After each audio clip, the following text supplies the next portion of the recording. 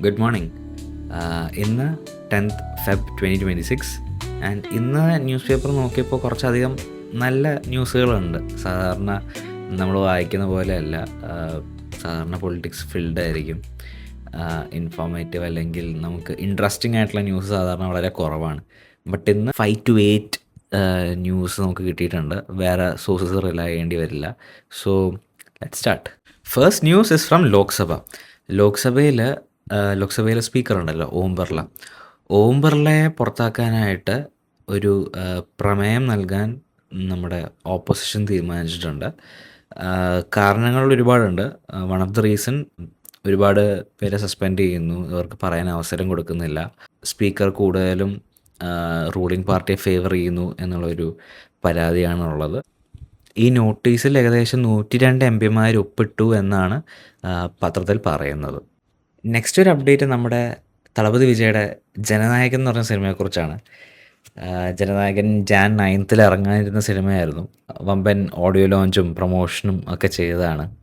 അവസാനം മമിത ബൈജു പാടിയതുപോലെ ഇതിൻ്റെ റിലീസ് നാളെ എന്ന് പറഞ്ഞുകൊണ്ട് നീണ്ടു പോവാണ്. മൾട്ടിപ്പിൾ റീസൺസ് ഉണ്ട്. ഇത് വിജയുടെ ലാസ്റ്റ് മൂവിയാണ്, as announced earlier.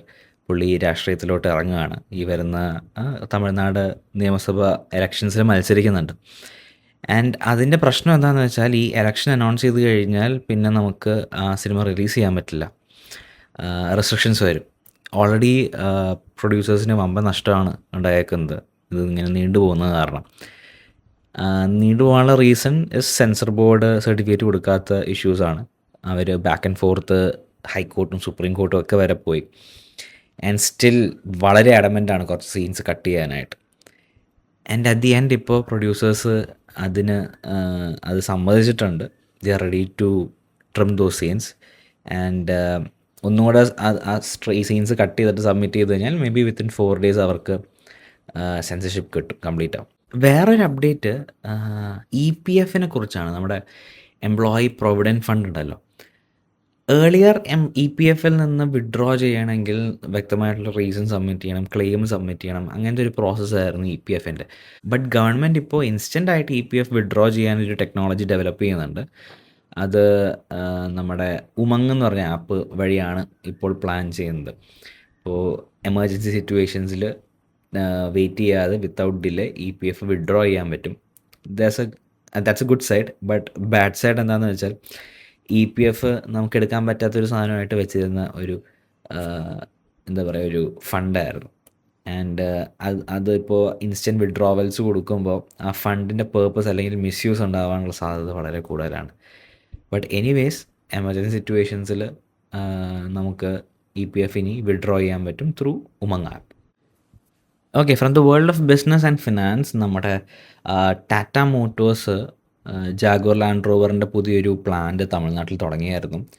And our successfully നിർമ്മാണം സ്റ്റാർട്ട് ചെയ്തിട്ടുണ്ട്, പ്രവർത്തനം തുടങ്ങിയിട്ടുണ്ട്. ഫസ്റ്റായിട്ട് അവർ മാനുഫാക്ചർ ചെയ്യുന്നത് റേഞ്ച് റോവർ ഇവോക്ക് എന്ന് പറഞ്ഞ വണ്ടിയാണ്. റേഞ്ച് റോവർ ഇവോക്ക് ഒക്കെ നേരത്തെ യൂറോപ്പിലായിരുന്നു മാനുഫാക്ചർ ചെയ്തുകൊണ്ടിരുന്നത്. പിന്നെ അത് പൂനെയിലോട്ട് മാറി. And now തമിഴ്നാട്ടിലാണ്. ഓൾമോസ്റ്റ് 5000 പേർക്ക് ജോലി കിട്ടുന്ന ഒരു അവസരമാണ് ടാറ്റ ഒരുക്കിയിരിക്കുന്നത്. ടാറ്റ മോട്ടോഴ്സ് ജാഗ്വർ ലാൻഡ് റോവറിനെ അക്വയർ ചെയ്തത് ഒരു ഇൻട്രസ്റ്റിംഗ് സ്റ്റോറിയാണ്. It's kind of a revenge story. Actually 1999 Ratan Tata, നമ്മുടെ ടാറ്റ ആ സമയത്ത് ഇൻഡിക്ക എന്ന് പറഞ്ഞ കാറ് റിലീസ് ചെയ്ത സമയത്താണ്. And they are struggling so hard. Passenger division വളരെ സ്ട്രഗിൾ ചെയ്തുകൊണ്ടിരുന്ന സമയമാണ്. And they decided to sell it off to Ford. And അത് സെൽ ഓഫ് ചെയ്യാനായിട്ട് അവർ ഡിട്രോയിറ്റ് ട്രാവൽ ചെയ്തു. ആൻഡ് ചെയർമാനായിട്ടുള്ള ബിൽ ഫോർഡിനെ മീറ്റ് ചെയ്തു. ആൻഡ് ബിൽ ഫോർഡ് ബിസിനസ്സും ഈ ഇൻഡിക്ക കാറൊക്കെ കണ്ടിട്ട് പറഞ്ഞു, Tata doesn't know anything about cars. അങ്ങനെ പറഞ്ഞ് നമ്മുടെ രത്തൻ ടാറ്റയെ ഹ്യൂമിലേറ്റ് ചെയ്തു. ആൻഡ് രത്തൻ ടാറ്റ അത് കേട്ടപ്പോൾ തന്നെ he ended the talk and he came back to India. And 2008 സമയത്തൊക്കെ ഫോർഡ് ഭയങ്കര ഫിനാൻഷ്യൽ ക്രൈസിസ് ആയിരുന്നു. And guess who entered the stage? Ratan Tata. പുള്ളി ജാഗ്വർ ലാൻഡ് റോവർ എന്ന് പറഞ്ഞ ബ്രാൻഡിനെ പറ്റി അറിയായിരുന്നു, ആ ഹെറിറ്റേജ് അറിയായിരുന്നു, പൊട്ടൻഷ്യൽ അറിയായിരുന്നു. As well as he wanted to take revenge on them. അന്ന് കളിയാക്കി വിട്ടതിന്. ആൻഡ് അങ്ങനെയാണ് ജാഗ്വർ ലാൻഡ് റോവർ ടാറ്റ വാങ്ങിക്കുന്നതും ആൻഡ് ഇപ്പോൾ ഈ സ്കെയിലിൽ എത്തിച്ചിരിക്കുന്നതും is very very impressive and interesting. പിന്നെയുള്ള ന്യൂസ് നമ്മുടെ പാൻ കാർഡിനെ കുറിച്ചാണ്. പെർമനൻ്റ് അക്കൗണ്ട് നമ്പർ അല്ലെങ്കിൽ പാൻ കാർഡിൽ കുറച്ച് ലിമിറ്റ്സിൻ്റെ ചേഞ്ചസ് വരുന്നുണ്ട്. ഞാൻ ജസ്റ്റ് റീഡ് ഔട്ട് ചെയ്യാം. ഒരു പ്രോപ്പർട്ടി ഡീലൊക്കെ നേരത്തെ 10 lakhs വരെ ആയിരുന്നു പാന് ഇല്ലാതെ ചെയ്യാൻ പറ്റുന്ന പരിധി. ബട്ട് നൗ അത് 20 lakhs ആക്കിയിട്ടുണ്ട്. ഇനി hotel, restaurant bill, convention centre അങ്ങനത്തെ എക്സ്പെൻസസിന് പണ്ട് 50,000 ആയിരുന്നു വിത്തൗട്ട് പാൻ. നൗ അത് 1 lakh ആക്കി. പിന്നെ ബാങ്കുകളിൽ, പോസ്റ്റ് ഓഫീസിലൊക്കെ നമുക്ക് എന്തെങ്കിലും ഡെപ്പോസിറ്റ് ചെയ്യണമെങ്കിൽ, ക്യാഷൊക്കെ ഡെപ്പോസിറ്റ് ചെയ്യണമെങ്കിൽ പെർ ഡേ 50,000 ആണ് വിത്തൗട്ട് പാൻ ലിമിറ്റ്. 50,000 മേളിൽ ഡെപ്പോസിറ്റ് ചെയ്യണമെങ്കിൽ PAN card was compulsory. But ഇപ്പോൾ അത് മാറ്റിയിട്ടുണ്ട്. ഇനി ഒരു ഫിനാൻഷ്യൽ ഇയറിൽ ഒരു FIയിൽ total 10 lakhs and above cash deposit ചെയ്യുന്ന സിറ്റുവേഷൻസിൽ നമുക്ക് പാൻ കൊടുക്കേണ്ട ആവശ്യം വരുന്നുള്ളൂ. 50,000 എന്ന് പറഞ്ഞാൽ ക്യാപ്പിംഗ് മാറ്റിയിട്ടുണ്ട്. Same for withdrawals.